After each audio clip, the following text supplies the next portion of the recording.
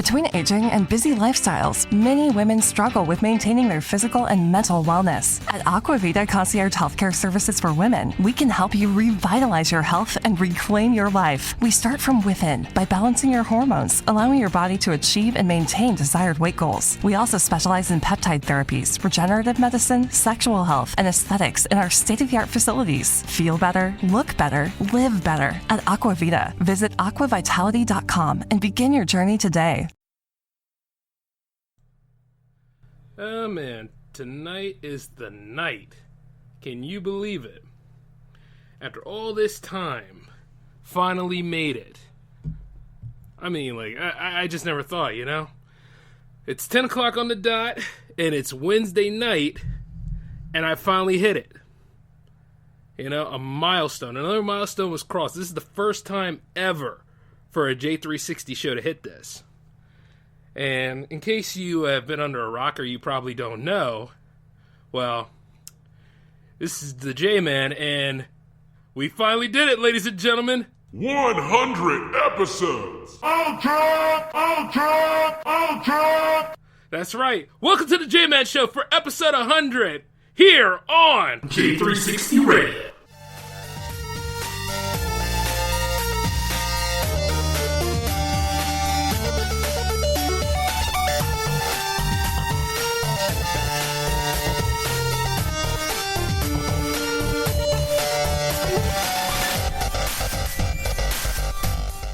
What's going on, J360? Judy was boring. Hello. Then Judy discovered ChumbaCasino.com. It's my little escape. Now Judy's the life of the party. Oh, baby, mama's bringing home the bacon. Whoa, take it easy, Judy. The Chumba life is for everybody. So go to ChumbaCasino.com and play over 100 casino-style games. Join today and play for free for your chance to redeem some serious prizes.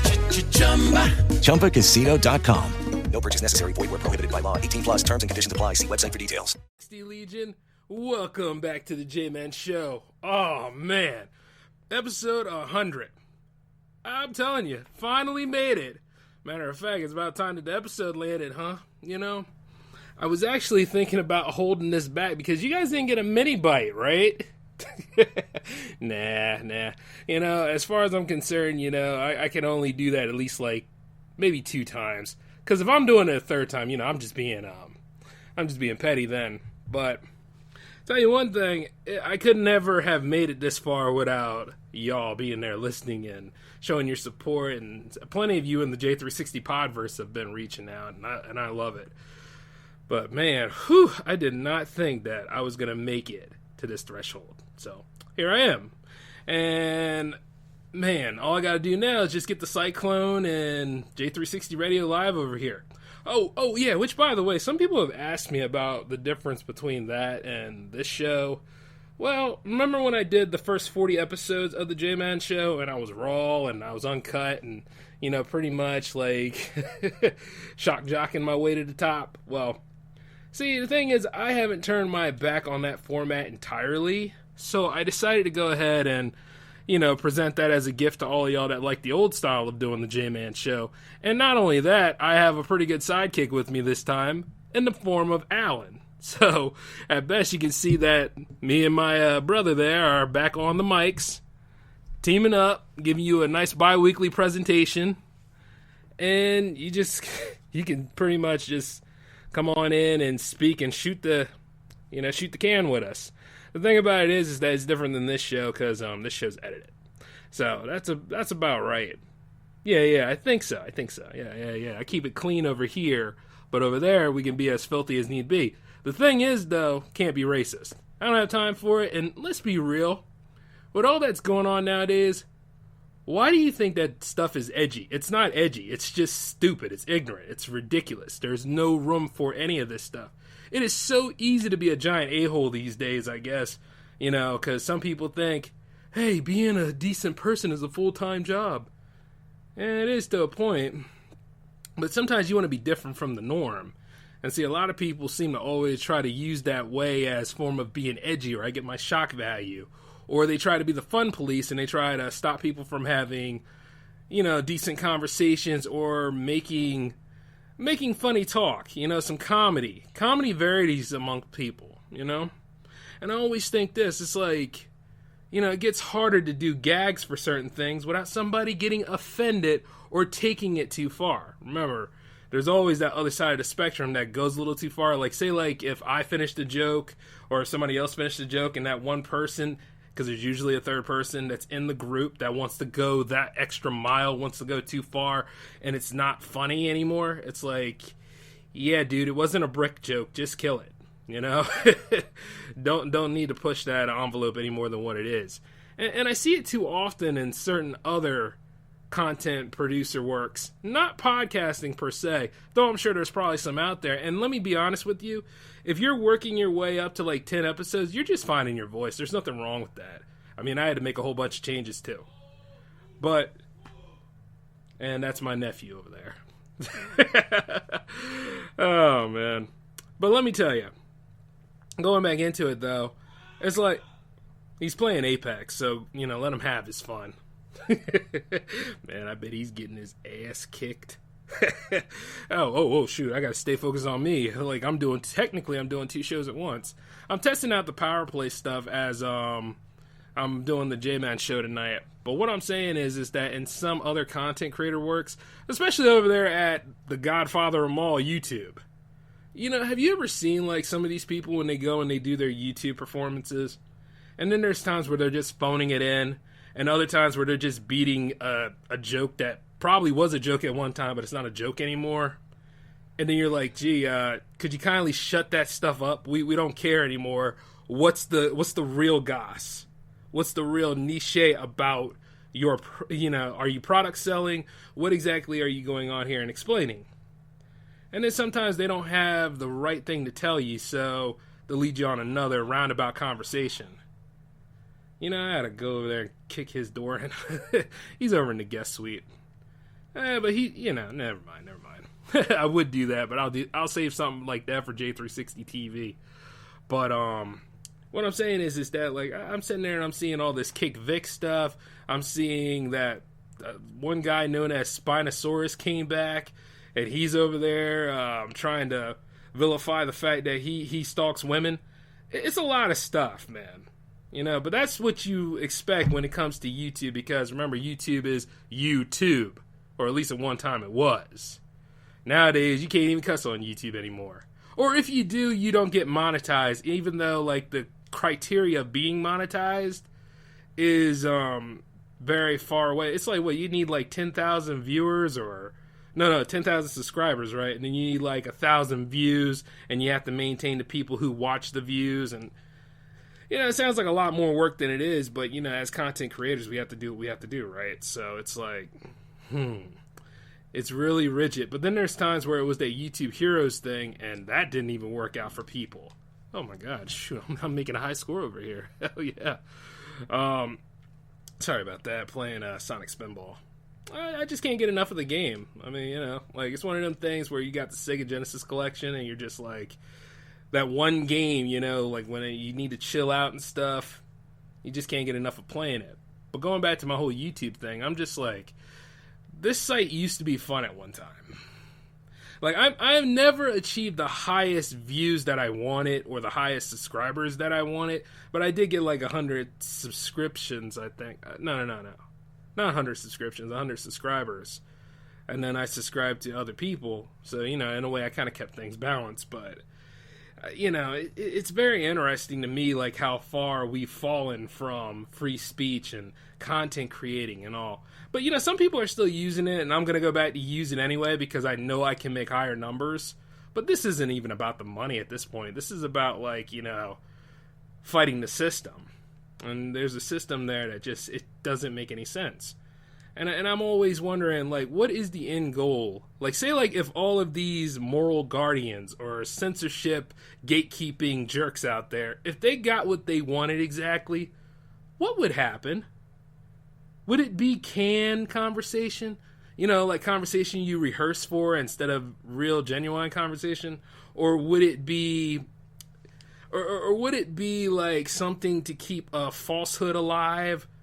Because there are times where I'm like, you know, I can't just talk this way to somebody and then this way to another person and then all that other stuff.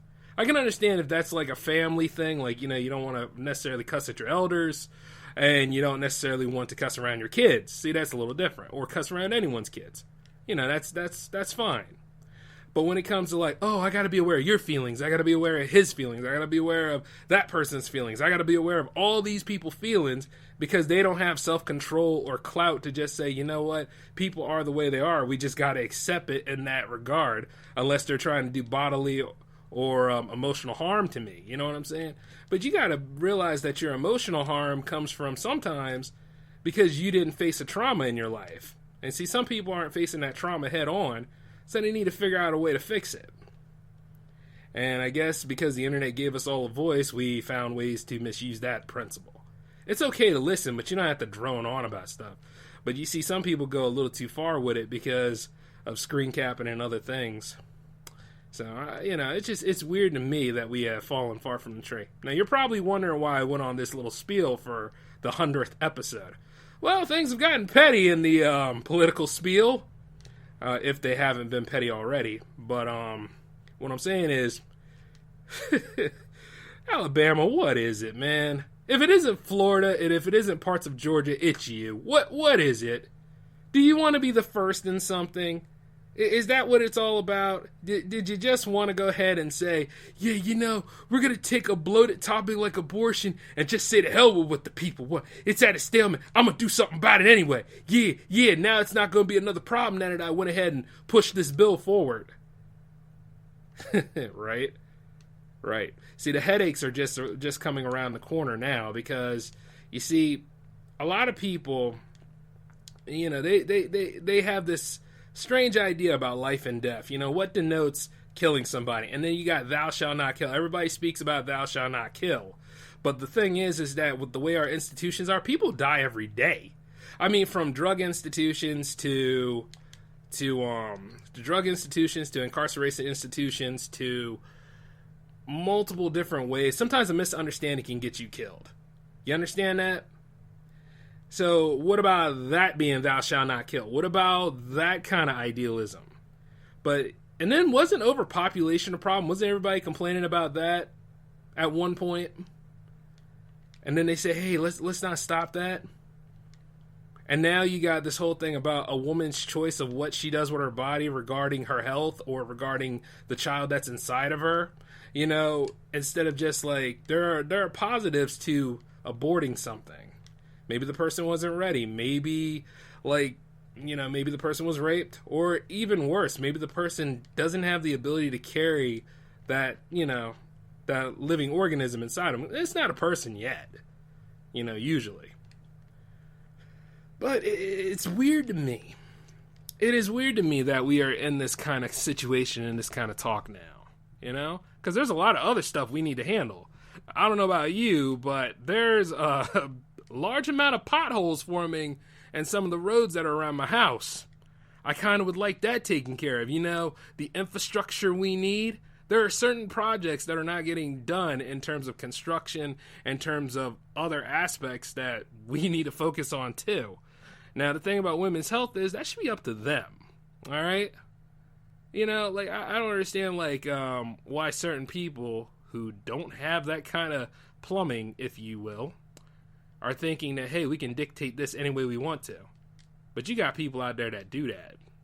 They get some sort of power, it goes to their head, and they think they can just dictate anything they want. Which is like the saddest falsehood ever that they could ever put on themselves. Because, see, there's a lot of people that are willing to go to bat for this, and they're out there right now.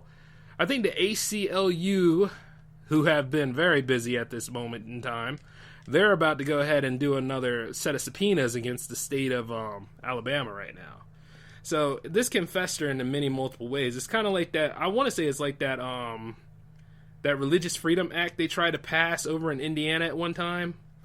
For some reason, these states that do a lot of wrong are trying to increase that wrong by necessarily creating more wrongs because they don't think they can be held accountable for it. It's insanity. It's stuff that really, really needs to stop. You know? But, you know, a lot of people, especially if they're in power, they don't want to be admitting that they're wrong. And I might be wrong on a couple of aspects on this. I'm not afraid to be wrong. If I'm wrong, it's just a learning experience. It's kind of like what I said on episode 2 of J360 Radio Live. I said this to Alan. I said, if there's something out here that's a hot button topic and I don't have all the information on it, you know, I can't necessarily run it. I can't do that because at the end of the day, it's still developing. Who knows? Maybe this whole stuff will be retracted, and maybe at the end of the day, they'll probably find a way to put a stop to this crap, or it'll go up to Supreme Court. But quite a lot of those people in the Supreme Court are against Roe versus Wade, so it remains to be seen exactly where we go from here. But, you know, as soon as we try to handle that issue, you know there's going to be some more incidences happening across this country. And you wonder whether it's going to get better or worse. I vote that it will get worse. Because you know why? Things just happen to do that right now. We can make it better, though. We can. But it's our government that pretty much is just trying to screw us at every bit of the pinch. And not only that, I recently found some history I didn't even know about in Philadelphia regarding how the Philadelphia police bombed the MOVE movement. Like, what I'm going to do is I'm going to go ahead and get some links for all these and then post them down in the description box. So, like, when you guys check out these episodes, you'll get a broad view of what's going on, you know. It's just interesting because it's like that whole area in West Philadelphia is still a mess. And it's because of racial reasons. And there's a lot of racist overtones. But this isn't that kind of show right now, to be honest with you. If anything, to talk about the triple milestone, it's just informing you on what's going on in our country. And man, we got a lot of messes to clean up. But let's go ahead and segue into news of a new Mortal Kombat movie. So James Wan, the man that pretty much rescued the DCEU at best. Yeah, I'm going to say it. You know, because for a while there, they were not doing so well. Rescued the DCEU with his interpretation of Aquaman. He is now going to direct the Mortal Kombat reboot. Now, y'all remember Mortal Kombat, right? Finish him, fatalities, brutalities, and, of course, friendship. Friendship, again. Yeah, man. I mean, I'm glad Mortal Kombat's coming back in a big way, because Mortal Kombat 11, despite people complaining about all the grinding you do, it is a beautiful game. A very fantastic, true-to-form game. I thought 10 was alright, but at the same time, I kind of like 11 because 11 brought back things I was familiar with, you know? Kind of like what 9 did, where, you know, it retold you something, but it went on its own keel. This time, it retold you something from multiple timelines, and it took you somewhere differently. And I finished the story not too long ago. I got the good ending, but I want to get the better ending, like when you beat Kronika, like, twice. Man, she's cheap. But that's any final boss, right? God, I hate that. You know, I just hate her. So I'm going to fight her again probably tonight. But man, it's just like, whew. And then everybody's out there just having a good time playing it. And then you got to unlock variants with the Crypt, and, you know, you do the Towers of Time. That game's got a lot of replay value, so anybody out there screaming that, oh, I hate the grinds in fighting games, I hate the grinds and all that stuff. Well, hey, Street Fighter V's waiting for you. It's gotten to the point of being a real game now rather than just like a tease piece. But for a while there, it was trying to do what y'all said. It had no replay value at all. At least Mortal Kombat 11 has replay value. Now, speaking of which, I heard like a rumor that Spawn is supposed to be in that game. And if he is, I'm glad I got that DLC package. Because I'm going to be sitting back playing as Spawn. And y'all remember Spawn, right? Like his best game was Soul Calibur 2 on Xbox. It just was. Armageddon just left a lot of holes in it. I mean, I tried to like that game because, like, it seemed like any Spawn game just wasn't the best. I mean, they tried with the Super Nintendo game, and then there was another game that came out for Dreamcast. It's rare, but it wasn't necessarily. It didn't really necessarily capture the essence of Spawn. It tried. It was called Spawn Eternal, I think. But, you know, it just seemed like he just hasn't had the best run in video games. But I gotta admit, he had a better run than Superman. Oh, man. But if he's in Mortal Kombat 11, I think I know who I'm going to probably come after people with. That's just somebody I have to put on my list. You know, and I was thinking this, right? I wonder why they didn't reach out to getting Deadpool in the game. That would have been nice. Like, pretty much got everybody else. But I'm hoping that James Wan's Mortal Kombat movie actually goes on its own keel too. And I hope, like, maybe it could have... Because, I mean, we all know, like, the story of Mortal Kombat 1. If you're somebody like me who was born in the late 80s going into the 90s, you pretty much know the first story. You're fighting against Shang Tsung. But this time, it could be like a proper Shao Kahn you're fighting against. Because, man, you see, a lot of people try to say that both movies were bad. No. First movie was great. Second movie was the one that was bad. I mean, you took, like, one of the biggest badasses in video games and turned him into a crying, sniveling... weak-ass daddy's boy. Yeah, I can't say mama's boy, but, you know, I can't say daddy's boy. And my God, like, they just shoehorned Shinnok in there as his father, and then they had Raiden be his brother, and it's like... And he still gets his ass kicked by Liu Kang, but then again, you could say, hey, it's the merger of the realms, Jay. But then you realize that in that movie, or that continuity, that Shao Kahn was technically a god, right? So... Okay. You know, it's just one of them kind of things. If you put two and two together and use logic. And see, in the 90s, you could get away with not using too much logic. But it's just odd to me that we are in that situation now. You know? At least this time it'll be true to form, and then you try to figure out, and the characters are well-rounded enough that you can actually do a 2-hour presentation around them. So here's high hopes to that. But moving forward, though, I was playing, speaking of Street Fighter, I was playing Street Fighter V not too long ago. It's gotten better. I mean, it's just a lot of DLC for it in terms of costumes and, well, I don't know. I mean, like, if it's like it feels more like a casual game at best. But, you know, it's like all the stuff that they're supposed to have done is finally getting released for it.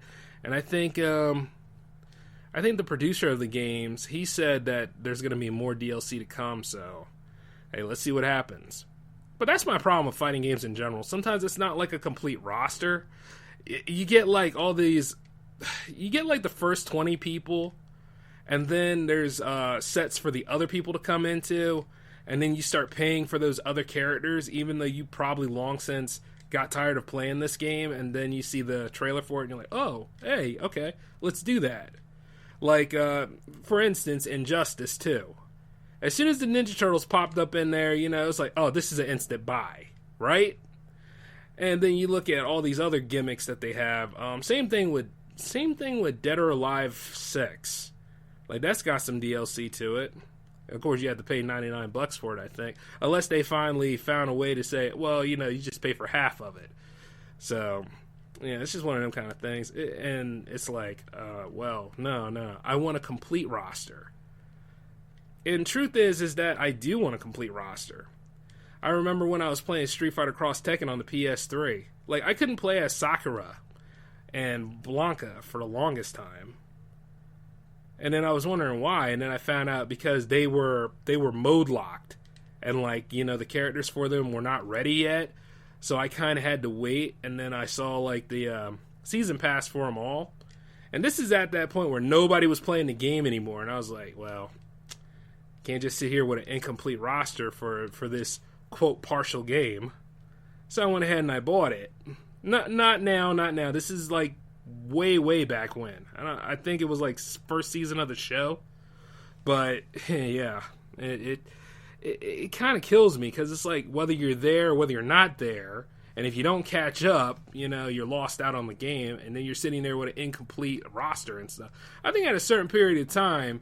DLC should become free. Or at least this, right? Why don't we just go ahead, do a complete game for a little bit, see what the sales turn out to be, and then people will catch on to it, you know? A long time ago, they used to do that Game of the Year edition, right? What happened to that? Where you get all the DLC for free.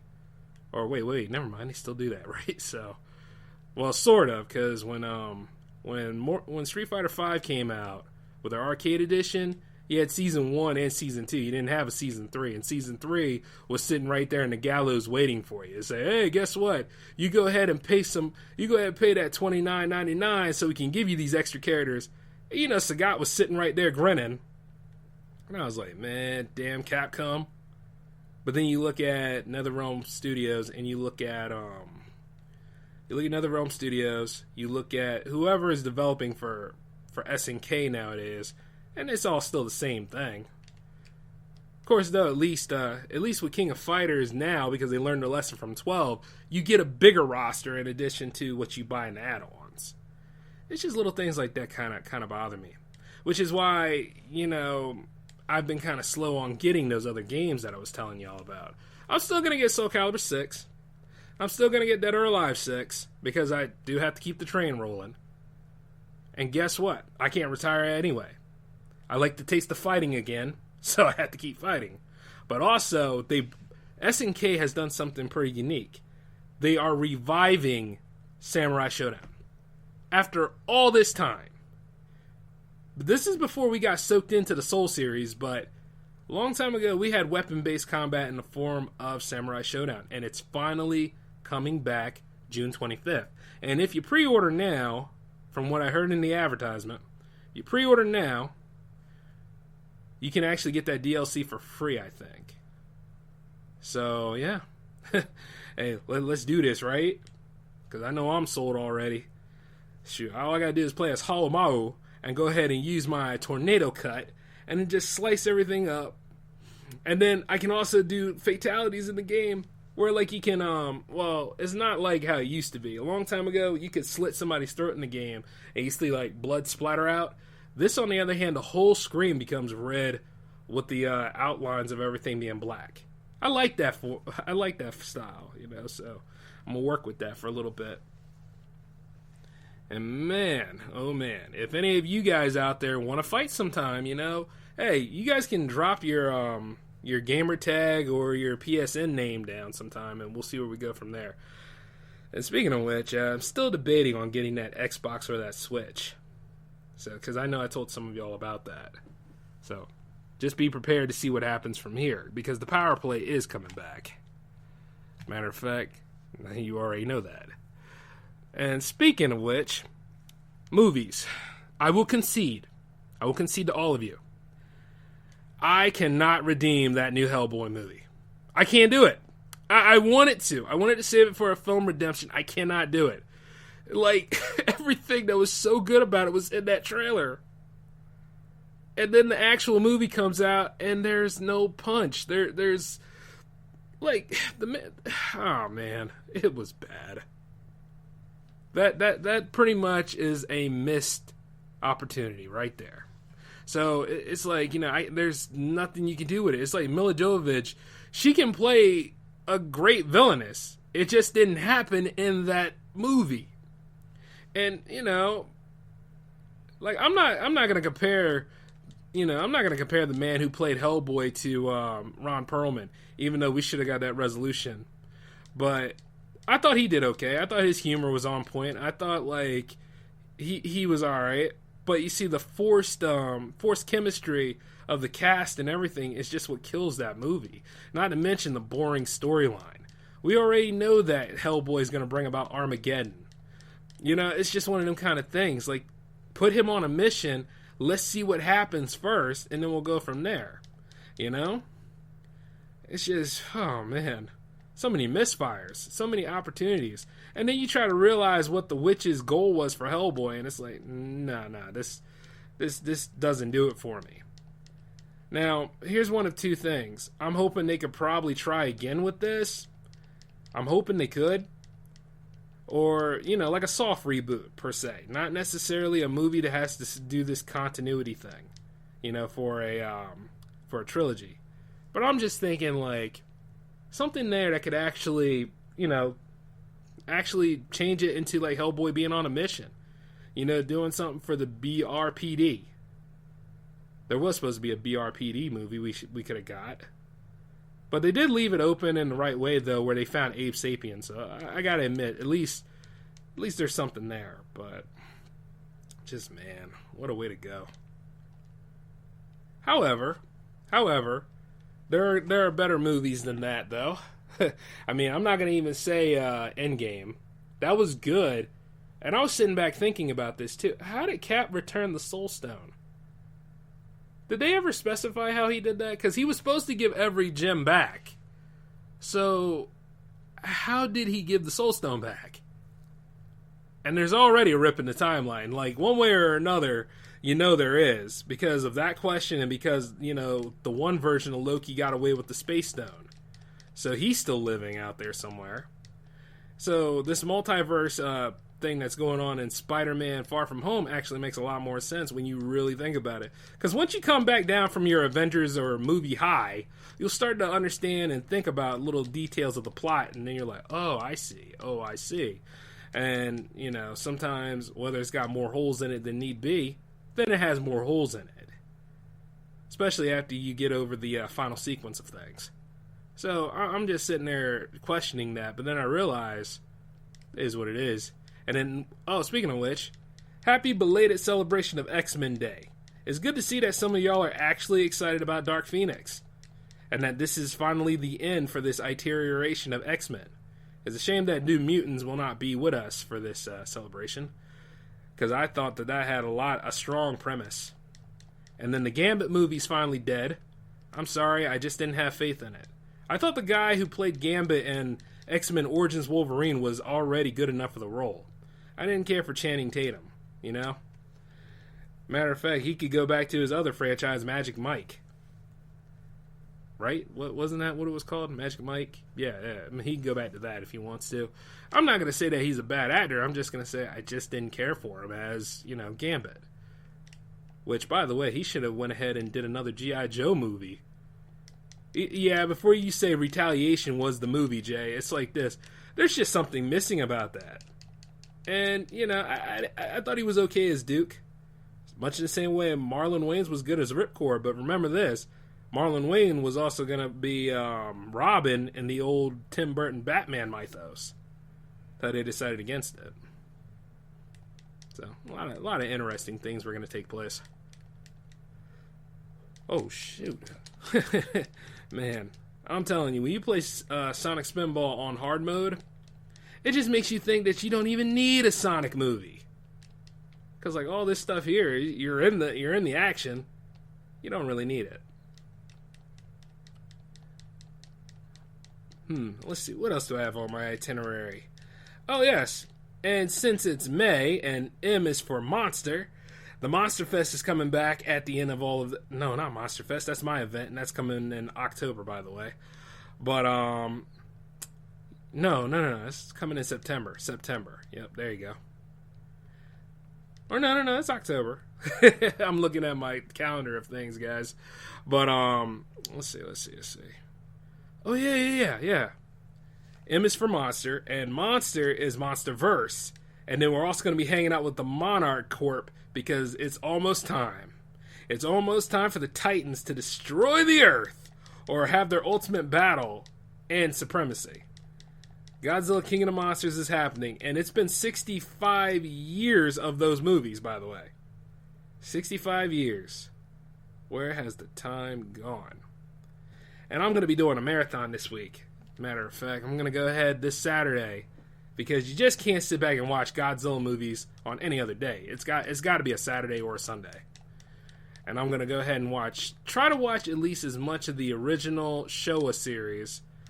And then I'm going to try to catch all the stuff that's made by Legendary on Sunday. I'll be doing some live tweeting too. And some pictures here and there, so stay tuned to the Instagram. Or no. The Facebook page could use some use. So stay tuned to the Facebook page, alright? So that's what I'm going to be doing for this weekend's event. It's going to be a little kaiju fest. That's what I'll call it. Because, man, I am psyched. And I got also the Godzilla PS4 game sitting there looking at me. So might test out some streaming capabilities when I'm done with the show for it. But yeah, so I just can't wait to see what happens. Because I know, like, at the end of this, it's going to be Godzilla vs. Kong. And then after Godzilla vs. Kong, they don't have anything, I see. But I also heard, like, the 4 monsters that we're going to be looking into, there's also going to be, I think Loch Ness is supposed to be in this movie as well. It might be a cameo appearance, it might be whatever they want it to be. But I think more the merrier. But then again, they probably will say, well, this is the first one we captured, and it proves that there are monsters amongst this earth, and you know, all that other stuff they told you in Kong Skull Island, which, yeah, I do have to watch Kong Skull Island, too, because that movie's coming out next year.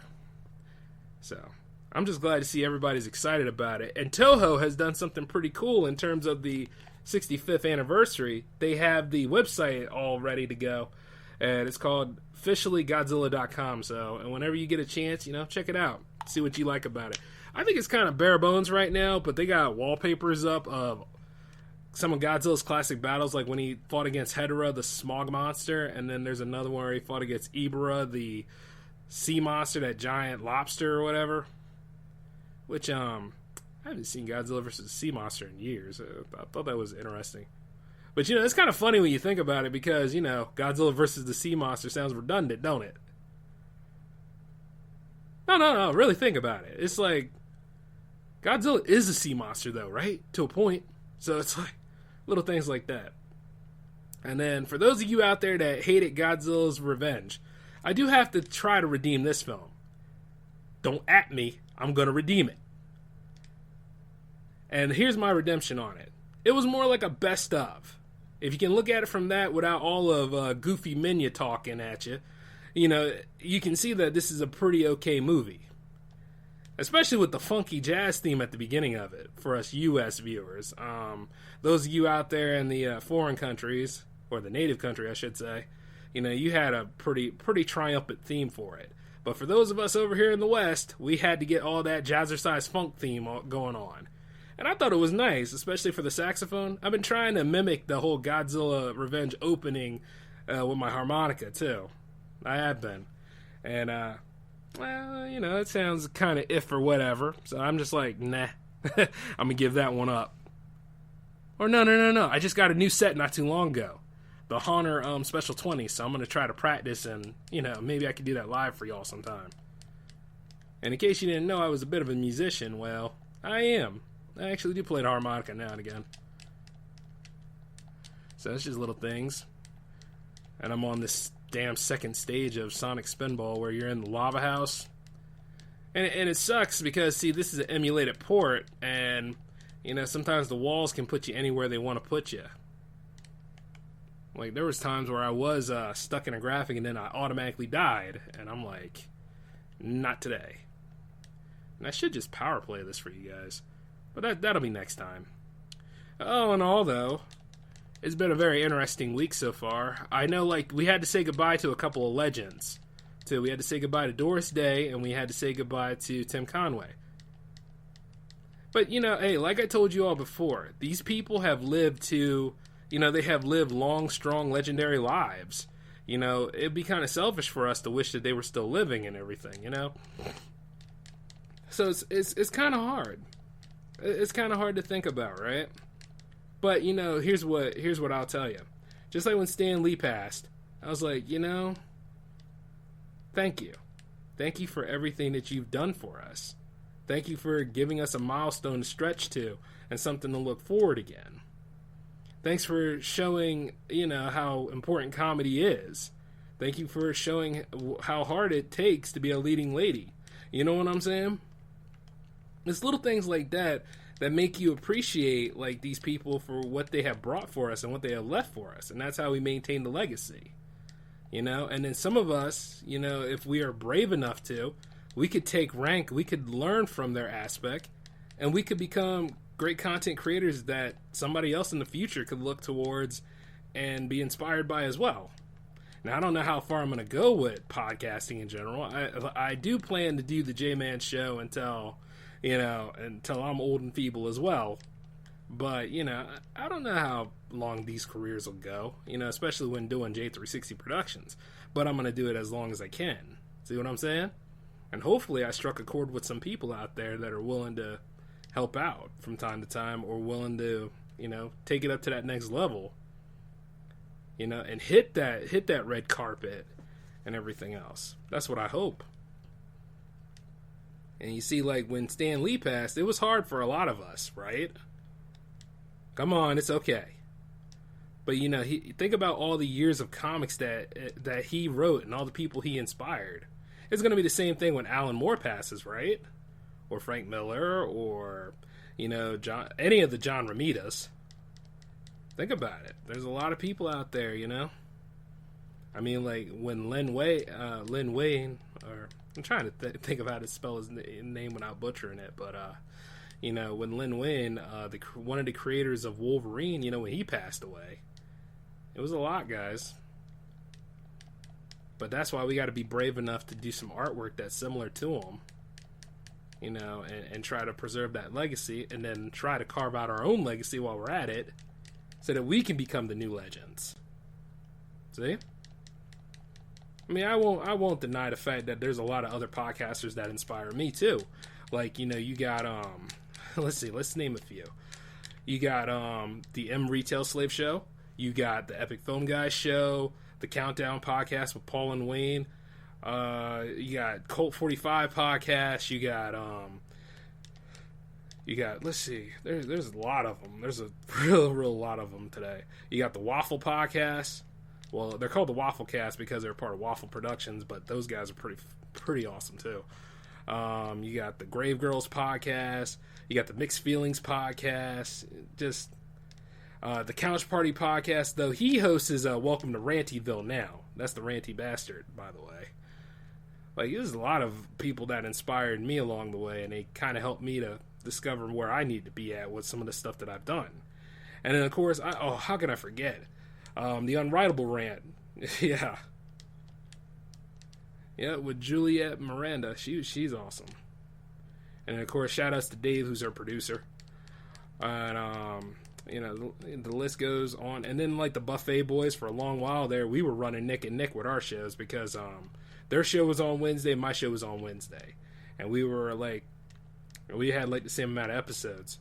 And then, I went on hiatus, they go on hiatus, so things have changed. And then there was another show that came along that was running Nick and Nick with Mines, and that was the Home Video Hustle Podcast. So, it's just little things like that, and it's cool because it just keeps you on your toes. It means that you're inspired to keep working and keep pushing for, like, that next effort, which is why I'm never, ever going to stop doing the show for a while. I mean, if there's going to be another milestone, which there will be, I hope that they all appreciate the shout-outs that I given them as far as, like, episode 100, because... Oh, wait. The Nerd Rage podcast, too. Yeah. Hey, can't forget about you, Ryan. You were there since day one. God, there's a lot of us now. But anybody else in the Potterin family, though, I pretty much have seen your show, because I can't get enough to listen to some of the wild stuff that we all talk about. The 3R show... And then Wrestling is Trash is good. And then, of course, there's the Joe Mo show. Joe Moffat himself. Crazy bastard. Yeah, so, and then the S. Anthony Says, the S. Anthony show. Both of his shows are great. And then, there's Casual Talk with, no, not Casual Talk. Casual Sex with Crumb. I like his take, even though I don't go as far as, like, to talk to porn, talk about porn stars and, adult situations that much, I do like the context of his show because it really makes you think. So, but that's just me name dropping a few people that I know that have inspired me and kept me on my toes, especially when developing a show like this. And, like, the Geekdom Fancast, too. Yep. Podverse is huge now. And man, I hate this level. Yeah, I gotta try to get in one of the shafts over here, and I just can't get Sonic into the hose. Oh wait, there we go. About time. Oh wait, the boss room's unlocked. Yep, time to finish this level so I can get to the better one. But, it seems like I'm stalling for time, and I'm not. I'm just playing a game while I'm doing episode 100 right now. But it's getting closer to the end, guys. And I'm going to be honest with you all again. After this episode, I'm going to try to change the format of things a little bit. You're going to get something a little bit newer. You're going to get something fancier. Hey, who knows? Maybe some more guesses, I suppose. Don't believe him. Hey, that's not right. Okay. So let's say, maybe things are going to be a little bit newer. You know what I'm saying? Yes! All right. Maybe I'll think about it a little bit more and then I'll get back to you all on it. All right. But all in all, hey, I want to thank everybody for listening and tuning in. Hopefully you learned something. Hopefully you got a laugh out of it. It's just the sky's the limit from here, guys. And there's going to be more episodes to come. And let's see. You're getting a mini bite tomorrow. Matter of fact, yep, you are getting a mini bite tomorrow. You didn't get one on any of the other days. J360 Radio Live is happening next Friday.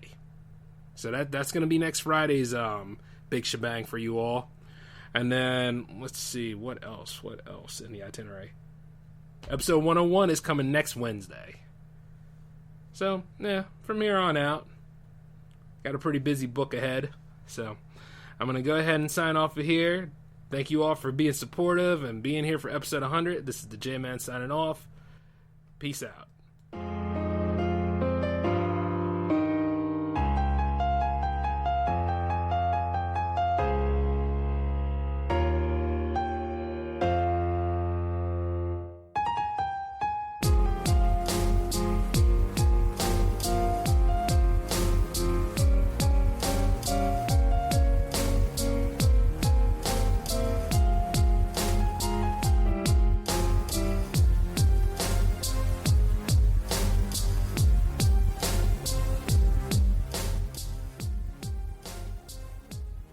Judy was boring. Hello. Then Judy discovered ChumbaCasino.com. It's my little escape. Now Judy's the life of the party. Oh, baby, mama's bringing home the bacon. Whoa, take it easy, Judy. The Chumba life is for everybody. So go to ChumbaCasino.com and play over 100 casino-style games. Join today and play for free for your chance to redeem some serious prizes. ChumbaCasino.com. No purchase necessary. Void where prohibited by law. 18 plus terms and conditions apply. See website for details. Okay, round two. Name something that's not boring. A laundry? Ooh, a book club. Computer solitaire, huh? Ah, sorry, we were looking for Chumba Casino. That's right, ChumbaCasino.com has over 100 casino-style games. Join today and play for free for your chance to redeem some serious prizes. ChumbaCasino.com. No purchase necessary. Void where prohibited by law. 18 plus terms and conditions apply. See website for details. Okay, round two. Name something that's not boring. A laundry? Ooh, a book club. Computer solitaire, huh? Ah, sorry, we were looking for Chumba Casino.